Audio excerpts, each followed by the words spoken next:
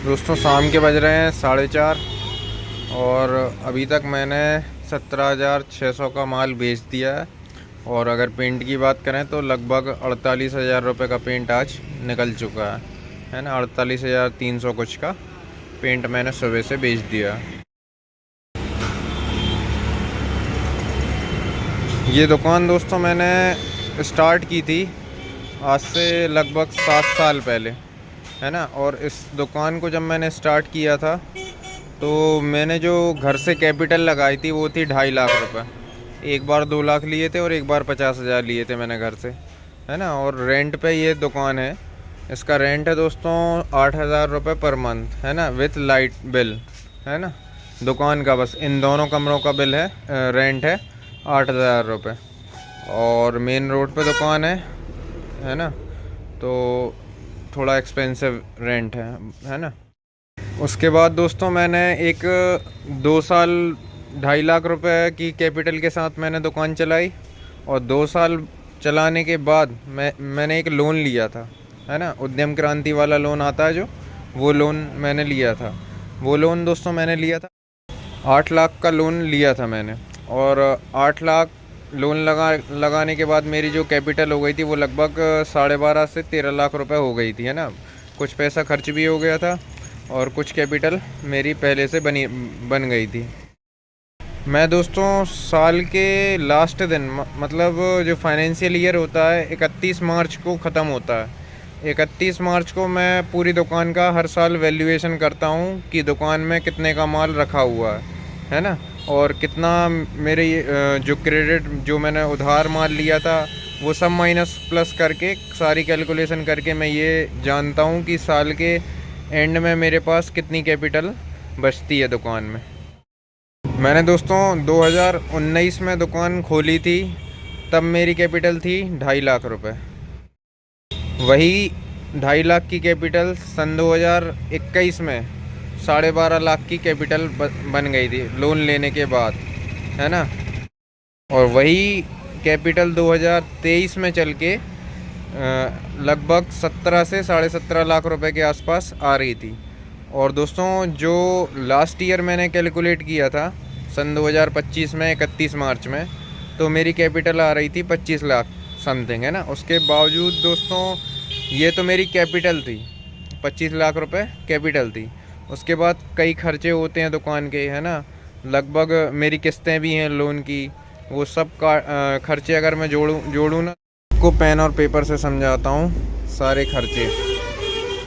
ये मैं सिर्फ इस दुकान के खर्चे बताऊंगा, है ना। मेरे बाकी के जो व्यापार हैं जैसे रेत का व्यापार, है ना, सीमेंट का व्यापार, इनका नहीं बताऊंगा। वो मेरे अलग व्यापार हैं, उसमें मैं पार्टनरशिप में काम करता हूँ। ये मेरा पर्सनल खुद का है तो इसका बताऊंगा मैं आपको। पहले तो आ जाता है रेंट, 8,000 रुपये रेंट है हर महीने का। उसके बाद 2,000 रुपये एक और पीछे कमरा लिया हुआ मैंने रेंट पे, जहाँ मैं बड़ा बड़ा सामान रखता हूँ, जैसे पाइप हो गए 20-20 फुट के, है ना, या टंकी वगैरह हो गई, वो हो गए, है ना। ये दोनों हो गए रेंट पे। टोटल रेंट आ रहा है मेरा 10,000 रुपये। उसके बाद दोस्तों फिर आती हैं मेरी EMIs, है ना, क्योंकि लोन भी है तो लोन भरना पड़ता है, तो उसकी किस्तें रहती हैं।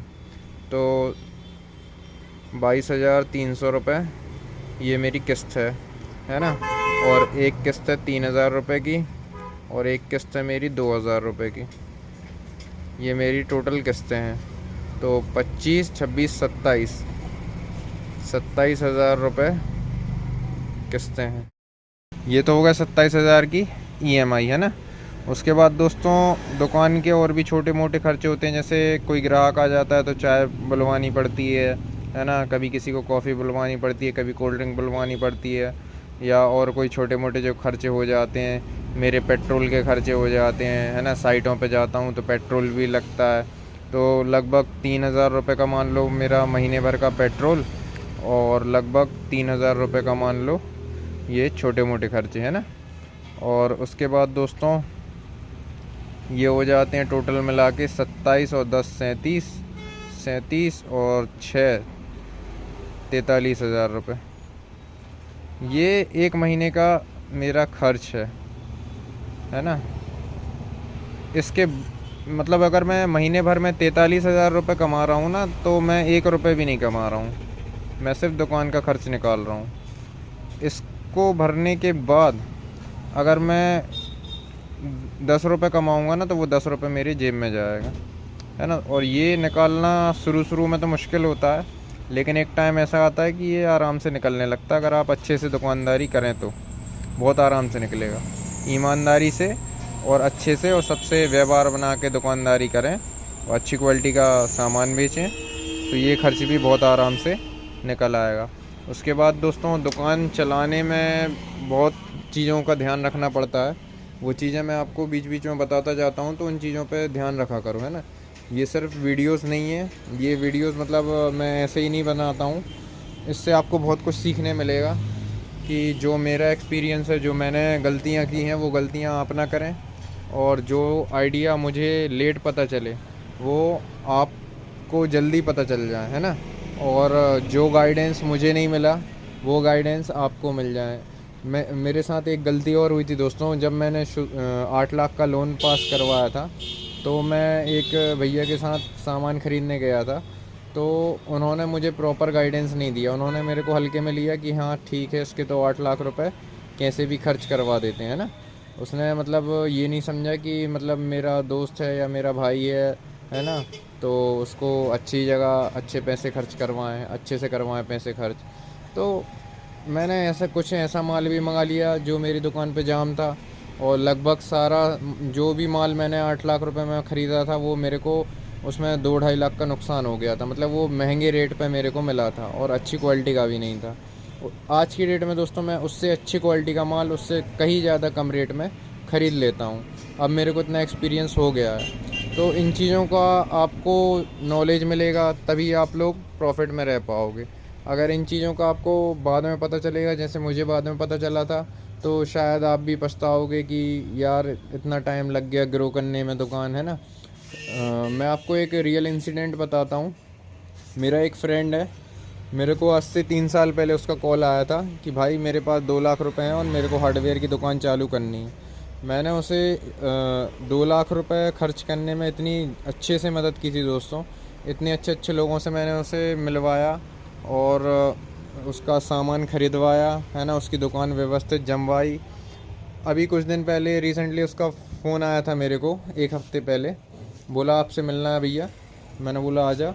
तो वो यहाँ इस शहर में आया हुआ था, तो उसने मेरे को बताया कि मतलब जो मदद मैंने उसकी उस टाइम पे की थी, वो मदद उसके लिए इतनी काम आई। और जो मैंने उसको तरीका बताया था दुकान चलाने का, उसने 6 या 7 दिन मेरी दुकान पे काम किया था, है ना।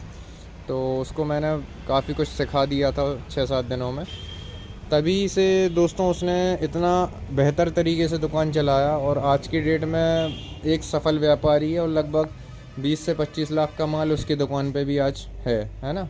अब उसने थोड़ा बहुत जेब से भी लगाया होगा बाकी, लेकिन ज़्यादातर कैपिटल जो उसकी है वो उसने खुद कमाई है उसी 2 लाख रुपए की मदद से, है ना। तो चीज़ें कौन सी दुकान में रखनी चाहिए, कौन सी नहीं रखनी चाहिए, क्या ज़्यादा बिकता है, क्या किस में कम मार्जिन है, किस में ज़्यादा मार्जिन है, तो ये सब चीज़ें बहुत देखनी पड़ती हैं दुकान खोलने से पहले।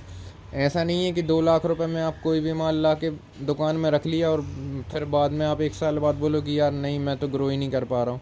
कोई भी माल ला के रखोगे तो हो सकता है उस पर या तो कम प्रॉफिट हो रहा हो, कम मार्जिन हो, इसलिए आप घाटे में चले गए, या फिर हो सकता है कि वो माल ऐसा हो जो साल भर में 1-2 पीस बिकता है। अब मैं आपको अंदाजे के लिए मैं आपको बता देता हूँ। मैं ये होती है लीड्स कनेक्शन, है ना। अब ये दोस्तों शुरुआत में क्या किसी भी दुकानदार को 20-20 पीस से ज़्यादा नहीं रखना चाहिए, है ना। 20-20 पीस बहुत होता है स्टॉक के लिए लीड कनेक्शन। मैंने ये शुरुआत में पूरा एक बोरा भर के मंगाए थे, एक साइज़ का, मतलब 6 बोरे मंगाए थे मैंने, 6 अलग अलग साइज़ के।